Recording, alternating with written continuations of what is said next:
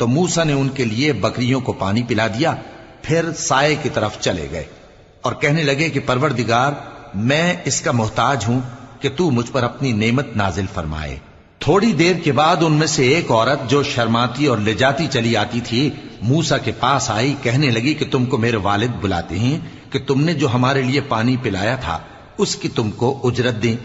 फिर जब वो उनके पास आए और उनसे अपना माजरा बयान किया तो उन्होंने कहा कि कुछ खौफ न करो, तुम जालिम लोगों से बच आए हो।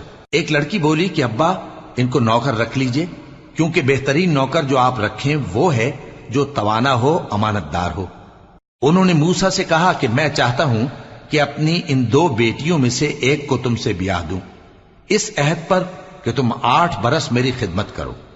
फिर अगर 10 साल पूरे कर दो तो वो तुम्हारी तरफ से एहसान होगा, और मैं तुम पर तकलीफ डालनी नहीं चाहता। तुम मुझे इंशाअल्लाह नेक लोगों में पाओगे।